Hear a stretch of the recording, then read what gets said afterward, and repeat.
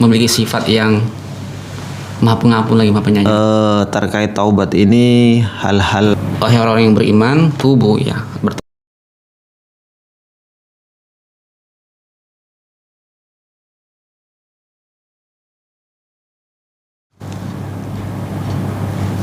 Bismillahirrahmanirrahim. Assalamualaikum warahmatullahi wabarakatuh.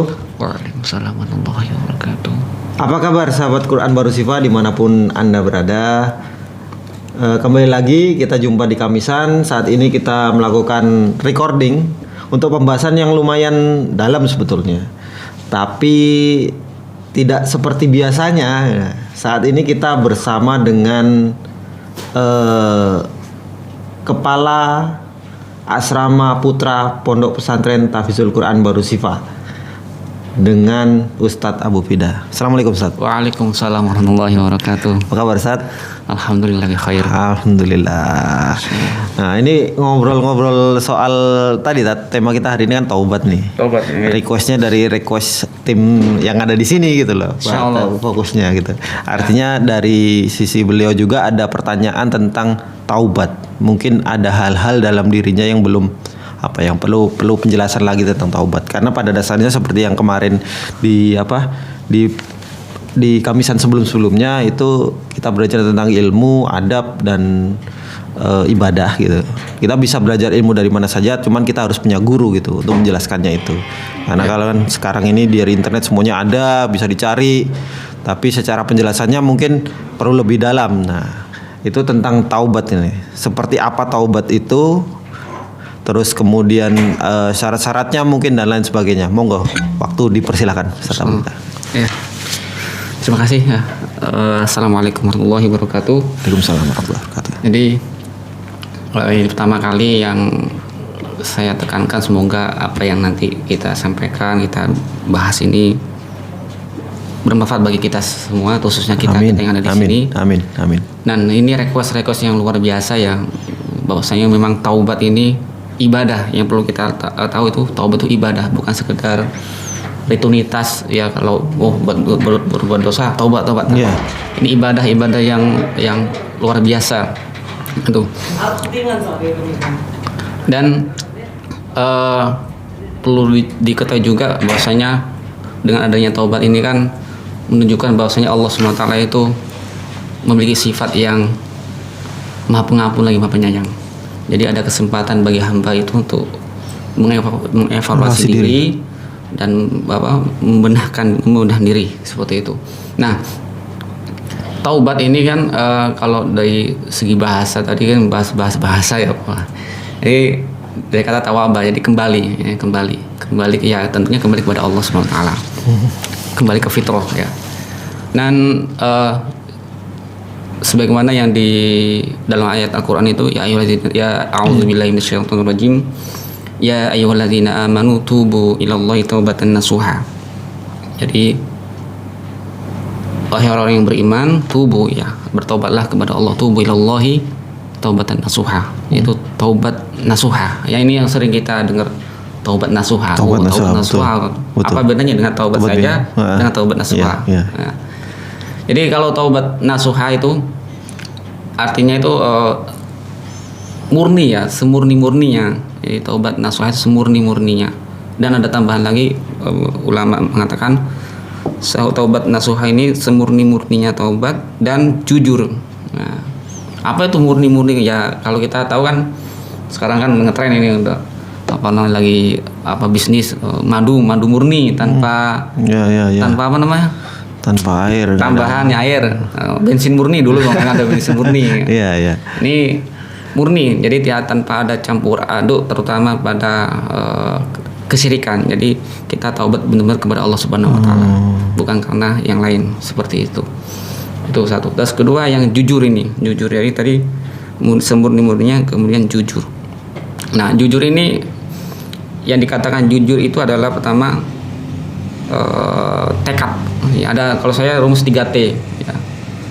Tekad untuk bertaubat. Kedua, tidak mengulangi. Jadi tidak kembali ke berbuat dosa itu. Yang ketiga, tidak ada niatan. Ya, tidak kembali dan tidak ada niatan gitu. dan tidak ada niatan untuk kembali. Tekad tidak mengulangi dan tidak ada niatan. Ya, seperti itu. Jadi itu secara bahasa seperti itu. Jadi kalau mungkin secara istilah tinggal kita gabungkan bahwasanya yaitu kembali kepada Allah SWT ya. Dan satu, menyesali perbuatan yang dilakukan. Kemudian yang ketiga itu bertekad ya. Yang keempat itu kayak kalau kita mandang dosa yang kita buat tuh kayak sudah nggak mau lagi gitu. Ya seperti itu. Ya. Nah, itu pengertian taubat seperti itu. Masya Allah. Luar ini banyak sekali. Masya Allah. Karena waktunya cuma singkat ya, Ustaz. Ya, seperti itu. Semoga pemirsa bisa memahami lah. Amin. Walaupun nanti belum ada yang paham bisa ditanyakan. Komen di komentar. Ya, ditanyakan di komentar. Ya. Kemudian untuk kan setiap ibadah gitu kita kan ada syarat, rukun dan lain sebagainya, sunatnya seperti apa gitu. Nah, untuk syarat-syarat taubat ini gimana, Ustaz? Ya, syarat taubat tadi yang saya sampaikan di awal yaitu saya mengutip ayat yang di surat At-Tahrim itu sudah mencakup setidaknya syarat ya. Ya ayyuhalladzina amanu itu berarti kan tertuju kepada siapa? Orang yang Islam, beriman. bukan orang kafir. Betul. Harus Islam. Ya ayyuhalladzina amanu itu Islam. Ikhlas. Tubu ilallah. Ikhlas. Jadi sudah konteks itu satu itu udah. Jadi setiap pengertian termasuk juga syarat di situ. Okay. Nah, kemudian yang saya sampaikan tadi itu tekad, tidak mengulangi, tidak ada niatan, itulah syarat-syaratnya. Kalau salah satu syarat ini ya taubatnya belum tentu diterima itu, atau mungkin level mungkin taubatnya kurang apa gitu. Kalau semuanya masih, misal salah satu syarat udah taubat nih kepada Allah SWT, kembali kepada Allah SWT, kemudian mengulangi lagi ya belum diterima seperti itu. Oh, terus untuk taubat itu apakah harus sholat taubat atau hanya pelafalan aja taubat, nggak bukan mengulangi, hanya sebagai tindakan itu, atau dilengkapi dengan ritual lah bahasanya, ritual tertentu gitu. Ya, jadi baiknya itu seperti apa? Baiknya pertama ya karena di hadis itu yang disebut kayak pernah disampaikan bahwasanya itu ada sholat taubat itu, sholat taubat. Nah makanya di hakikat taubat tadi itu kan hubungannya dengan pikiran, hati dan anggota tubuh, ya seperti itu. Nah jadi kembali tadi Rasulullah SAW yaitu pernah menyampaikan juga bahwasanya di situ ada sholat taubatnya juga. Sholat taubat seperti sholat yang lainnya, sholat sunnah 2 rakaat. 2 rakaat saja, nggak ya. Boleh lebih? Ya kalau boleh monggo gitu, tapi setidaknya 2 rakaat. 2 rakaat, ya. Minimal 2 rakaat. 2 rakaat, kemudian ya seperti halnya kita wudhu dulu, kemudian sholat. Nah kemudian niatnya ini bisa diucapkan, bisa di dalam hati. Itu seperti itu. Nah setelah sholat kita bisa mengamalkan doa yang pernah sahabat Abu Bakar menanyakan ke Rasulullah SAW, ajarilah aku doa ya yang mana bisa aku panjatkan setiap sholat, yaitu doanya Allahumma inni zalamtu nafsi ya. Allahumma inni zalamtu nafsi zulman katsiran la yaghfiru dzunuba illa anta faghfirli fa innahu la yaghfiru dzunuba illa anta. Ya faghfirli, kemudian maghfiratan mir rabbik, itu innaka antat tawwab innaka antal ghafurur rahim. Itu doa gitu. Jadi ya Allah, sesungguhnya saya ini zalim pada diri saya sendiri gitu. Dengan kezaliman yang banyak, namanya manusia kan tak lepas dari dosa, mulai dari kita setelah balik itu gitu. Tidak ada yang mengampuni melainkan Engkau, maka ampunilah dosaku dengan suatu pengampunan yang dari sisimu. Ya, di akhir doa itu, sehingga Engkau adalah Maha Pengampun lagi Maha Penyayang. Jadi itu doa yang itu selesai sholat taubat ya, Ustaz? Nah, nanti bisa dilakukan setelah selesai sholat yang lain. Oh gitu. Okay. Terus waktu untuk sholat taubat itu bisa itu? Pun bisa kecuali setelah subuh dan setelah asar ya? Ya bisa itu ya. Jadi kalau tengah malam bisa. Lebih baik ya. Masya Allah. Itu. Dan tidak ada bacaan tertentu ketika dalam sholat itu. Oh, nggak ada khusus bacaan tertentu. Ya, bisa. Nah, ini terkait taubat, terus tadi udah dijelaskan gimana pengertiannya secara bahasa dan dasar pengertian itu dari mana. Kemudian syarat-syaratnya juga seperti apa, kemudian tata cara sholatnya. Memang lebih baik jika disertai dengan sholat gitu. Iya. Terus kemudian ada perbedaan taubat biasa dengan taubat nasuha. Taubat nasuha yang benar-benar kita itu nggak akan mengulangi gitu ya, secara niatnya kita itu. Kemudian ada surat taubat, at-taubah ya, malah di surat at-taubah. At-taubah itu kalau nggak salah surat yang nggak ada Bismillah ya. Ya itu sambungan nanti dari surat sebelumnya nanti itu. Ya kan ada beberapa adab untuk baca itu kan, ada yang langsung dari ayat di surat A sebelum taubat langsung ke baroah itu. Ada yang berhenti terus langsung baroah seperti itu. Terus setiap harikah kita melakukan melakukan taubat itu ketika ya kan tadi disampaikan bahwa dari akhir balik sampai dewasa pun kita pasti akan punya dosa gitu. Bahkan mungkin setiap harinya pun ada juga dosa kita kan. Apakah setiap hari kita melakukan taubat itu atau ada waktu-waktu tertentu gitu atau gimana? Ya tadi sebagaimana saya sampaikan tadi, sebelum selesai sholat kita doa seperti itu. Oh, doanya itu ya. Taubat itu bukan berarti ketika kita dosa tertentu kemudian kita taubat otomatis dosa-dosa lain yang terhapus, enggak. Jadi hanya yang terhapus hanya dosa yang itu kita taubat gitu. Kalau misalnya kita melakukan dosa A kemudian kita taubat, kemudian B ini masih tetap. Ini tidak mewakili. Tapi alangkah baiknya segala perbuatan yang kita lakukan yang salah kita taubat. Tapi itu insyaallah manusia bilang ya semoga aja kita bisa ya Allah menuntun kita. Amin. Tapi yang jelas ya itu jangan sampai salah paham ketika kita bertobat di dosa tertentu, dosa yang lain terhapus, nggak bisa. Oh gitu. Masya Allah. Terus apa lagi yang dibahas tentang taubat ini ya? Mungkin nanti ada yang tanya, silahkan di kolom komentar terkait taubat ini, hal-hal yang membatalkan taubat atau yang berhubungan dengan taubat gitu ya.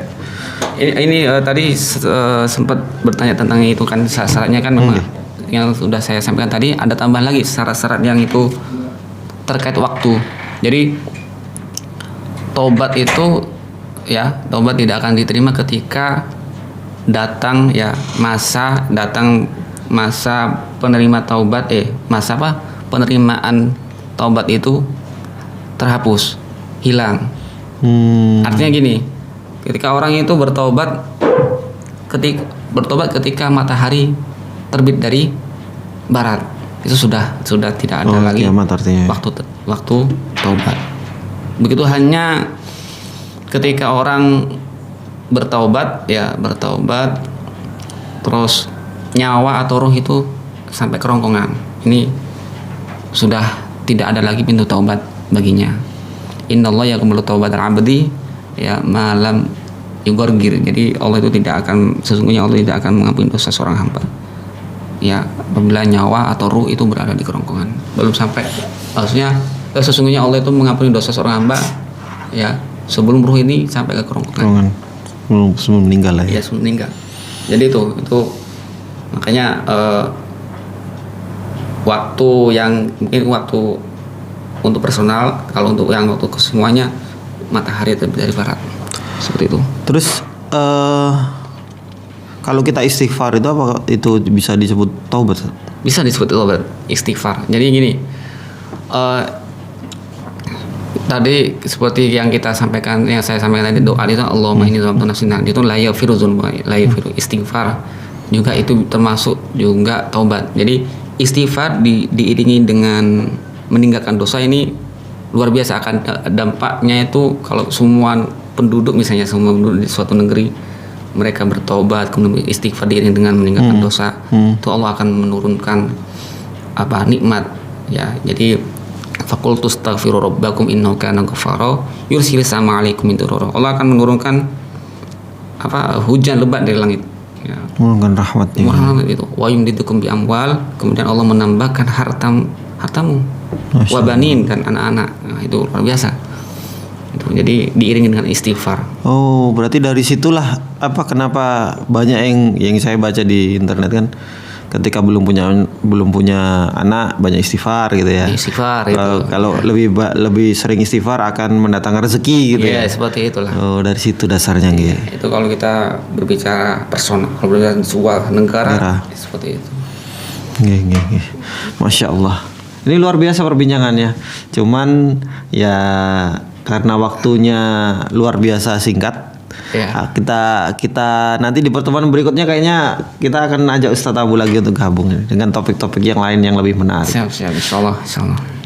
Dengan kesibukan ini, mungkin ada yang diinformasikan Ustadz. Gimana kalau misalnya ada ini terkait dari taubat tadi, ada orang tua yang pingin anaknya mendaftarkan ke sini, ke pesantren Bahrul Shifa gitu, belajar tahfidz Al-Quran, memahami mungkin dari sisi orang tuanya. Kan pasti ada orang tua itu yang pingin orang tua itu pasti menginginkan anaknya lebih baik dari dia. Iya, pasti. Ya semuanya itu. Cara daftarnya apakah masih terbuka kah atau gimana? Kalau pendaftaran masih terbuka, jadi bisa langsung datang ke kantor admin ya pelayanan di Bagusari di Bahrul Shifa, atau bisa langsung ke melalui telepon yang mungkin nomor telepon yang sudah bisa terdaftar ya, dan insyaallah ya seperti itu. Nah, perlu diketahui juga bagi orang tua ya, jadi memang orang tua itu tidak sebagaimana yang kemarin saya tulis di status itu tidak hanya sebagai pintu surga, tapi setidaknya mampu mengarahkan anak-anaknya ke amal-amal yang menuju surga. Nah, diantaranya ya jenengan-jenengan ini bisa mendaftarkan putra-putri jenengan di Bahrul Shifa. Ini salah satu cara mengarahkan anak ke amal-amal yang menuju ke surga seperti itu. Okay. Syarat-syaratnya mulai apa? Mulai SD kah? SD bisa, SMP bisa, SMA bisa, lulus SD, lulus SMP, lulus SMA itu. Seperti itu. Berarti usia SMP dan usia SMA ya? SMP, SMA, lulus SMA, SMP, SMA, mahasiswa bahasa. Mahasiswa ya, lulus mahasiswa. Persyaratannya ada persyaratan? Persyaratan kalau yang sekolah itu bisa mungkin sebelum ijazah keluar ya, pertama mengisi formulir lah tentunya.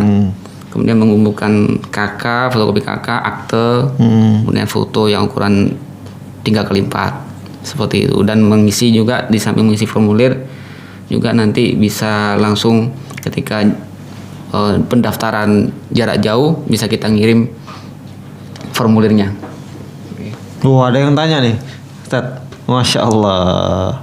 Bagaimana jika sudah taubat tapi dosanya tapi tetap mengulangi dosanya setiap hari? Apakah harus setiap hari taubat? Ya, setiap hari taubat. Setiap hari taubat. Tapi perlu dicamkan ya, bahwasanya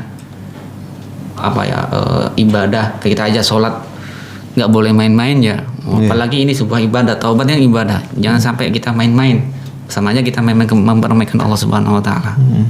Tenanglah, nanti saya di Allah Maha kita mulai taubat. Nah, tapi yang perlu kita ingat ya, ketika kita mengulangi dosa-dosa, perlu kita ingat bahwasanya kita masih ada ancaman, bahwasanya itu kayak ancaman atau pemutus nikmat, yaitu kematian. Nah, kalau kita misalnya mengulang emang kita bisa menjamin ya umur kita sampai mana? Qadarullah, ada orang membuat dosa, disitulah mereka dicabut nyawa. Itu yang perlu kita takuti. Ketika kita berbuat dosa dan di saat itu pula belum tentu besoknya ada waktu taubat gitu ya. Orangnya dicabut nyawanya dalam keadaan beramal seperti apa? Seperti itu.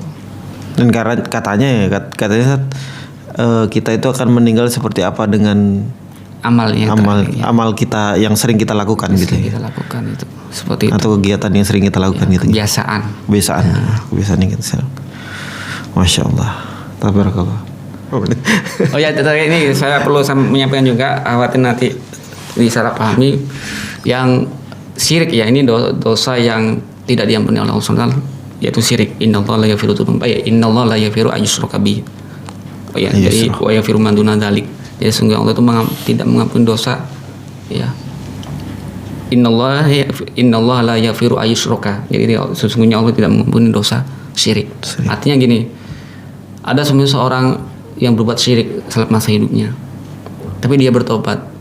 Nah ini syiriknya diampuni. Yang dimaksudnya itu ketika seorang berbuat syirik kemudian mati dalam keadaan syirik belum taubat. Nah ini yang tidak ampuni. Ya. Oh, artinya tetap diampuni, tapi melihat kondisinya nanti ketika dia lagi ya sama tadi berarti kan sama penjelasan sebelumnya ya. Jadi ketika dia sedang melakukan dosa itu atau syirik itu kemudian dia meninggal ya nggak diampuni. Tapi beda nanti bobotnya untuk ya akan lebih berat gitu ya. Berat seperti itu. Nah syirik sendiri ada dua macam. Ya, ini yang kita khawatir salah kaprah. Yang dimaksud yang di situ adalah syirik akbar, yaitu menyekutukan Allah. Adapun syirik kecil itu tidak.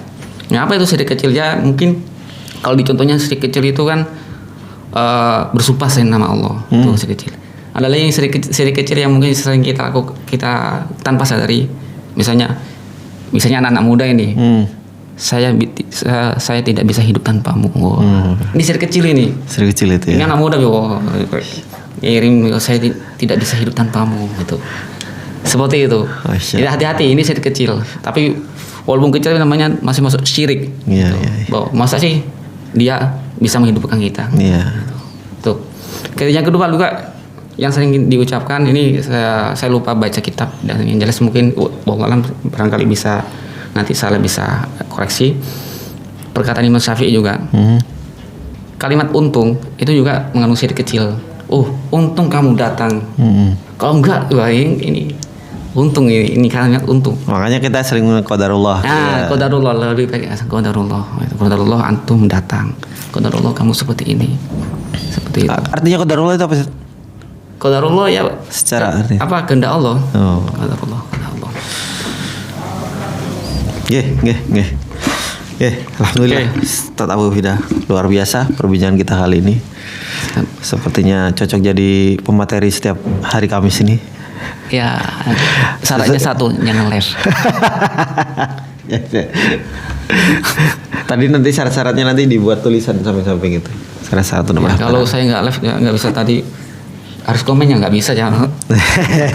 Ya nggak apa-apa, bisa kayak langsung siapa yang tanya live gitu. Nggih, kita tutup nggih. Iya, siap. Terima kasih Ustaz Abu Fidah. Alhamdulillahirabbil alamin. Pertemuan Kamisan kita hari ini insya Allah mendapat barokah karena yang kita bahas juga luar biasa ini, sebetulnya dalam ini yang kita bahas ini. Hanya saja nanti jika ada yang ingin menanyakan lebih dalam terkait mana taubat dan lainnya, tadi ada spoiler dikit syirik, berarti ada pembahasan nanti ke depan dengan Ustaz Abu Fidah tentang syirik. Oke, terima kasih pada sahabat Al-Quran bersifat. Jangan lupa untuk like, share, dan komen apa yang ingin Anda tanyakan atau pokok bahasan atau materi apa yang ingin kita bahas gitu di live di Kamisan Bahru Sifah setiap hari Kamis gitu tentunya. Kajian bersama, kajian seminggu sepisan. Terima kasih. Assalamualaikum warahmatullahi wabarakatuh. Waalaikumsalam warahmatullahi wabarakatuh.